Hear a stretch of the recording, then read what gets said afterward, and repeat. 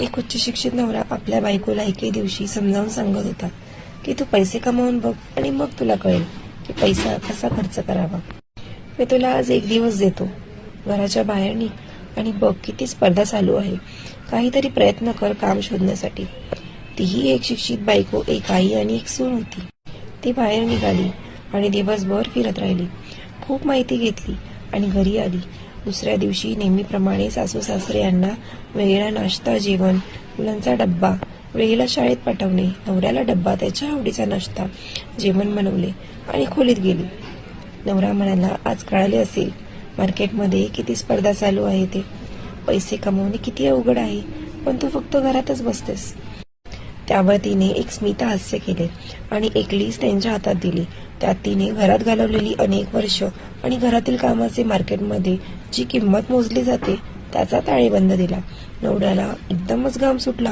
ज्यावेळेस त्याने वाचायला सुरुवात केली, मुलांचा सांभाळ आणि त्यांना संस्कार लावणे, ज्याला मार्केटमध्ये बेबी सिटिंग म्हणतात. सॅलरी ₹15,000. घरातील पसारा जागेवर ठेवणे आणि घरकाम करणे, ज्याला मार्केटमध्ये मेड म्हणतात. सॅलरी ₹10,000. सर्वांची आवड निवड बघून सकाळ संध्याकाळ केलेला स्वयंपाक, ज्याला मार्केटमध्ये कुक म्हणतात. सॅलरी ₹10,000. घरात आलेल्या पाहुण्यांचा पाहुणचार, ज्याला मार्केटमध्ये होस्ट ऑफ द गेस्ट म्हणतात. सॅलरी ₹5,000.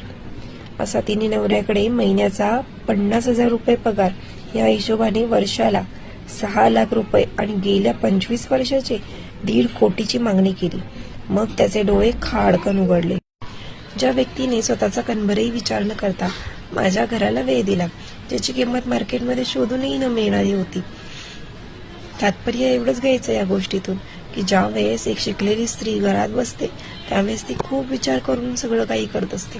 तिला माहीत असतं की जर आपण आपल्या मुलांना सोडून बाहेर काम करण्याचा विचार करू त्यावेळेस आपल्याच मुलांचे भविष्य अंधारात लपलेले असते.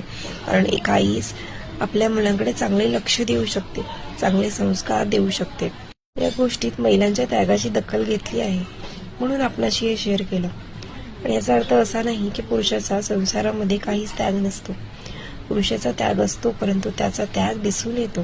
परंतु महिलांच्या त्यागाची बऱ्याच वेळा पुरुषप्रधान संस्कृतीमध्ये किंमत नसते. प्रत्येकाच्या संसारामध्ये नवरा आणि बायको दोघांचीही भूमिका महत्वाची असते, परंतु बायकोच्या भूमिकेकडे लक्ष दिले जात नाही. त्यामुळे ही गोष्ट आपण शेअर केली. जर पटली असेल, आवडली असेल तर नक्की शेअर करा.